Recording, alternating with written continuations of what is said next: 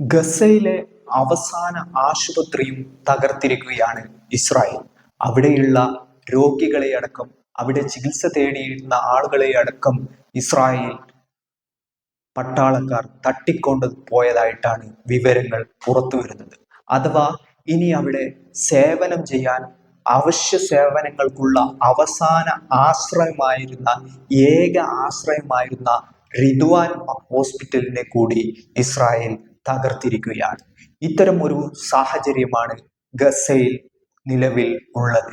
എന്നാൽ ഇന്നത്തെ ദിവസവും കഴിഞ്ഞ ദിവസവും ഇസുദ്ദീൻ അൽ ഖസാമിന്റെ അഥവാ ഹമാസിന്റെ സൈനിക വിഭാഗം രക്തസാക്ഷി ഓപ്പറേഷനുകൾ നടത്തിയ വിവരങ്ങൾ പുറത്തു വന്നിട്ടുണ്ട്.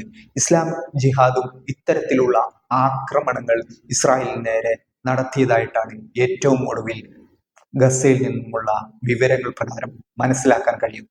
അതായത് ഈ ഒരു യുദ്ധം തുടങ്ങിയതിനു ശേഷം, ഈ ഒരു സംഘർഷം തുടങ്ങിയതിനു ശേഷം, കഴിഞ്ഞ ഒക്ടോബർ 7 ശേഷമുണ്ടായ തൂഫാൻ അക്സയ്ക്ക് ശേഷം അതിന്റെ ഏറ്റവും അടിയന്തരമായ സാഹചര്യത്തിലേക്ക് കാര്യങ്ങൾ എത്തിയിരിക്കുന്നു എന്നാണ് ഇത് വ്യക്തമാക്കുന്നത്. കാരണം ഒരുപാട് കൊല്ലങ്ങൾക്ക് ശേഷമാണ് ഇത്തരത്തിലുള്ള രക്തസാക്ഷി ഓപ്പറേഷനുകൾ ഫലസ്തീനിലെ പോരാട്ട സംഘടനകൾ നടത്തുന്നുള്ളത്. ഇത്തരത്തിൽ രക്തസാക്ഷി ഓപ്പറേഷനുകളിൽ നിരവധി ഇസ്രായേലി സൈനികർ കൊല്ലപ്പെടുകയും പരിക്കേൽക്കുകയും ചെയ്യുന്ന സാഹചര്യം ഉണ്ടായിട്ടുണ്ട്.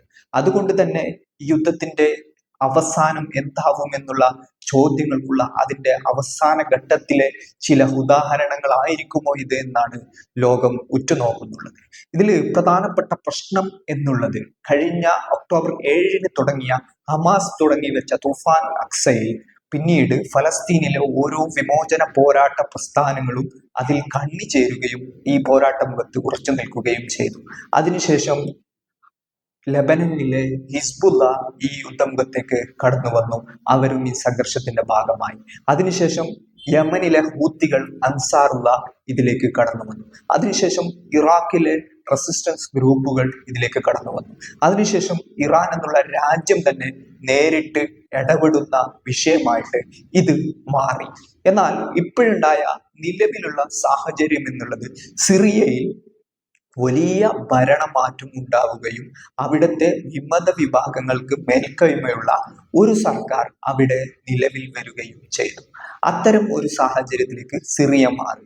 ഈ സിറിയയിലെ ആഭ്യന്തര മാറ്റങ്ങൾക്കിടയിൽ നടന്ന പ്രധാനപ്പെട്ട കാര്യം എന്നുള്ളത്, അത് ഇസ്രായേൽ ഹിസ്ബുള്ളയുമായിട്ടുള്ള വെടിനിർത്തൽ കരാറുകൾ ഉണ്ടാക്കിയെടുത്തു എന്നാണ്. അഥവാ ഹസൻ നസ്രുള്ളയുടെ കൊലപാതകത്തിന് ശേഷവും അദ്ദേഹത്തെ കൊലപ്പെടുത്തിയിട്ട് പോലും പിന്മാറാത്ത ഹിസ്ബുള്ള സിറിയൻ വിഷയത്തിന്റെ പിൻബലത്തോടുകൂടി ഈ ഹിസ്ബുള്ളയെ പിന്തിരിപ്പിക്കാൻ ഇസ്രായേലിന് കഴിഞ്ഞു.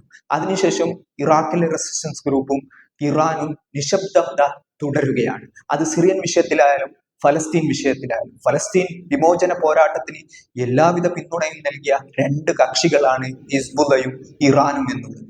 ഈ രണ്ട് കക്ഷികളും കൂടി നിശബ്ദത തുടരുകയും പ്രത്യേകിച്ചും ഹിസ്ബുള്ള അവരുടെ വലിയ ഇസ്രായേലുമായിട്ടുള്ള ഏറ്റുമുട്ടലുകൾ അവസാനിപ്പിക്കുകയും ചെയ്തു. അഥവാ അവർ പറഞ്ഞിരുന്ന, ആദ്യഘട്ടത്തിൽ പറഞ്ഞിരുന്നത് ഹസൻ നസ്രുള്ളയുടെ വസിയത്താണ് എന്നുള്ളത്.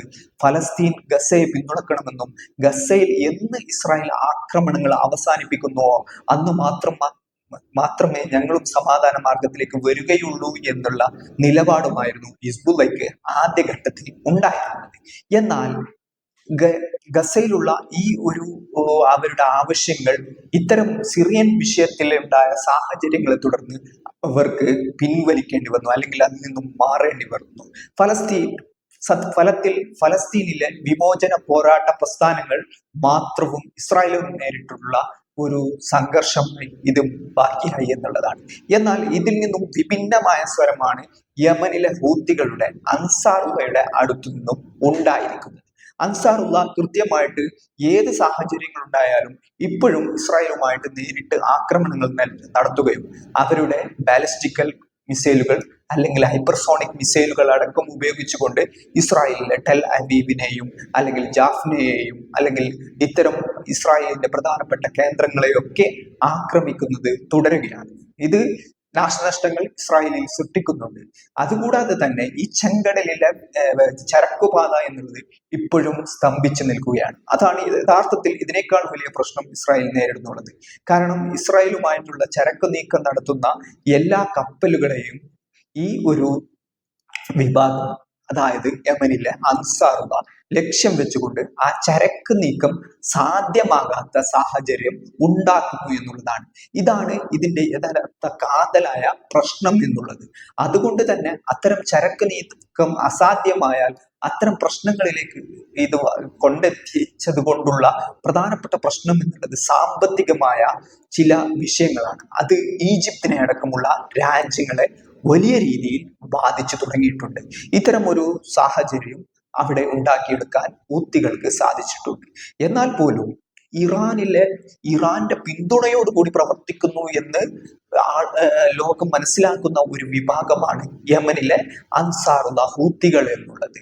പക്ഷേ ഈ ഹസൻ നസ്രുള്ളയുടെ കൊലപാതകത്തിന് ശേഷം ഇത്തരത്തിലുള്ള സമാധാന ശ്രമങ്ങൾ ഉണ്ടാക്കി ഹിസ്ബുള്ള ഈ ഒരു സംഘർഷ മുഖത്ത് നിന്ന് പിന്മാറുമ്പോഴും അല്ലെങ്കിൽ ഇറാഖിലെ ഗ്രൂപ്പുകൾ പിന്മാറുമ്പോഴും ഈ ഒരു പിന്മാറ്റം ഒരിക്കലും അൻസാറുള്ള ഹൂത്തികൾ നടത്തിയിട്ടില്ല എന്നുള്ളതാണ് ഇവിടെ ശ്രദ്ധിക്കേണ്ട പ്രധാനപ്പെട്ട കാര്യം എന്നുള്ളത്.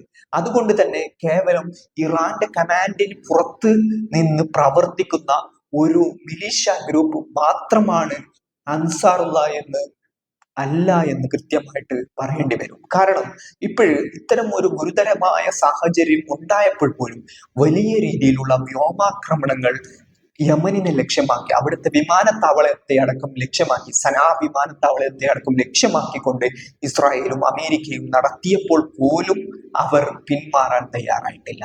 അവർ ഇപ്പോഴും പറയുന്നുള്ളത് ഗസയിലെ സമാധാനം പുനഃസ്ഥാപിച്ചാൽ മാത്രമേ തങ്ങൾ ഇതിൽ നിന്നും പിന്മാറൂ എന്നാണ്. ഏതെങ്കിലും രീതിയിലുള്ള അമേരിക്കൻ അല്ലെങ്കിൽ ഇസ്രായേലിന്റെ വലിയ രീതിയിലുള്ള വ്യോമാക്രമണങ്ങൾ, കനത്ത നാശനഷ്ടങ്ങൾ, അവിടുത്തെ സിവിലിയൻസിനെ കൊന്നൊടുക്കുന്ന വലിയ രീതിയിലുള്ള വ്യോമാക്രമണങ്ങളൊക്കെ നടത്തിയാൽ പോലും, ഈ ബോംബ് വർഷം തങ്ങൾക്ക് നേരെ ഉതിർത്താൽ പോലും ബദ്രുദ്ദീൻ അൽ മലിക് ഹൂത്തി അടക്കമുള്ള ഹൂത്തിയുടെ പ്രധാനപ്പെട്ട നേതാക്കളൊക്കെ പറഞ്ഞിരിക്കുന്നത് ഞങ്ങൾ ഇതിൽ നിന്നും പിന്മാറാൻ തയ്യാറല്ല എന്നാണ്.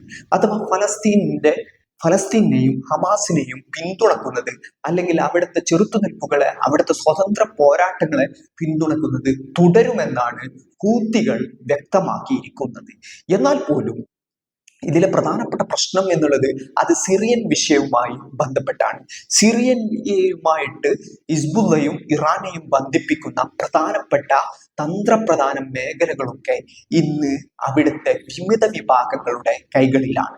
അത് ഏതെങ്കിലും രീതിയിൽ വീണ്ടും ഇറാനുമായിട്ടുള്ള ഏതെങ്കിലും ചർച്ചകളുടെ അടിസ്ഥാനത്തിൽ അത് വീണ്ടും പുനരുജ്ജീവിപ്പിക്കുമോ എന്ന് കണ്ടറിയേണ്ട കാര്യമാണ്. എന്നാൽ പോലും അവിടുത്തെ ജൂലാനി എന്ന പുതിയ രാഷ്ട്രീയ നേതാവ് പറഞ്ഞിരിക്കുന്ന കാര്യം എന്നുള്ളത് നിലവിൽ ഞങ്ങൾ ഇസ്രായേലുമായിട്ട് സംഘർഷങ്ങൾ ആഗ്രഹിക്കുന്നില്ല എന്നാണ്. അഥവാ സിറിയക്ക് പുറത്തുള്ള ഏതെങ്കിലും രാജ്യങ്ങളിൽ അസ്വസ്ഥത പടരുത്തുന്ന പ്രശ്നങ്ങൾ അല്ലെങ്കിൽ അത്തരം കാര്യങ്ങൾ ഞങ്ങൾ ചെയ്യില്ല എന്നുള്ള നിലപാടാണ്.